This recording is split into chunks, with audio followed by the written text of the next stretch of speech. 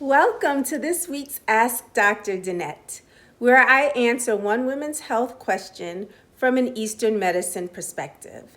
Today's question is my family health history my fate?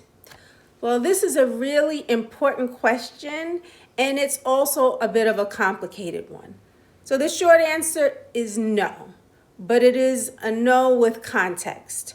We are absolutely not destined to repeat our family's health issues.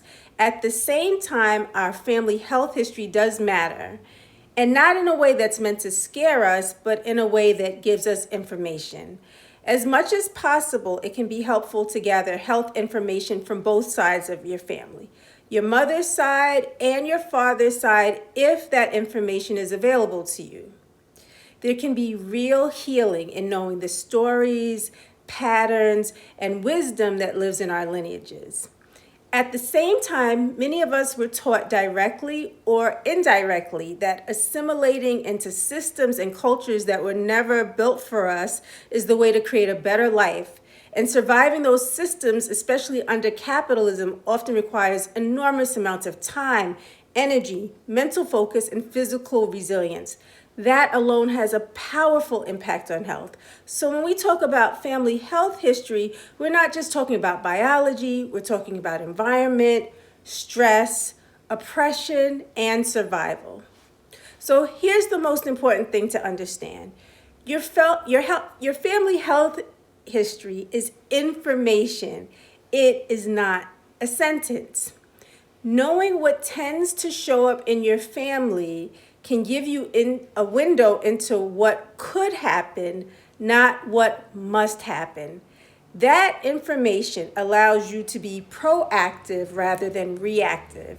You might say, okay, these are the patterns that tend to show up in my family. Knowing that, what specific actions can I take now to support my health and longevity? That's what preventative care really is. For those of us whose families have lived through colonization, racism, or other forms of systemic oppression, it's important to recognize that our lineages carry both strengths and vulnerabilities. It's never just about what went wrong, it's about what allowed people to survive. If previous generations didn't have the opportunity to fully heal or resolve certain health patterns, it makes sense later that generations might be susceptible there. That is not anyone's fault. It's environment, access to care, chronic stress, and social conditions all play a role. So again, no, your family health history is not your fate, but if we're not proactive and if our current environment continues to activate the same stressors, certain conditions may be more likely to appear. For example, if there's a history of respiratory conditions like asthma in your family, and you live or work in a highly polluted urban environment, that combination may increase risk. In that case, supporting lung health becomes essential through breath work, time in nature, daily movement, cleaner air when possible, and other supportive practices. There's almost always something that can be done. Every one of us has constitutional tendencies, meaning each body has its own strengths, sensitivities, and ways it responds to stress over time. There is nothing wrong with that. The work is becoming aware of your own patterns and, very importantly, responding with care. And for those who are adopted or who don't have access to their family health history, that's okay too. In those cases, it becomes even more important to understand your own body's tendencies, how your energy moves, where you're resilient, and where you may need additional support. So you can work preventively rather than waiting for something to break down, right? That's always best.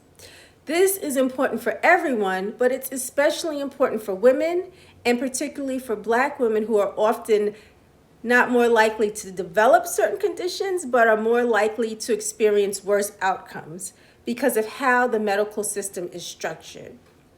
And because we are multidimensional beings, we often need multidimensional care.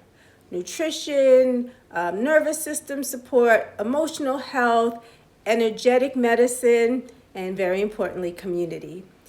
There's a field in Western medicine called epigenetics, which looks at what influences whether certain genes are expressed or remain quiet. Eastern medicine has understood this for thousands of years by recognizing that how we live, how we rest, how we process stress, and how we care for ourselves all shape our long-term health. If this question resonates with you, I've created a set of free longevity tips to support you in thinking about your health through a long-term and preventive lens.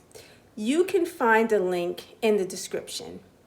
And if you have a question that you'd like answered in a future Ask Dr. Danett, you can submit it through the link below. As always, take good care, and until next time, love being a woman.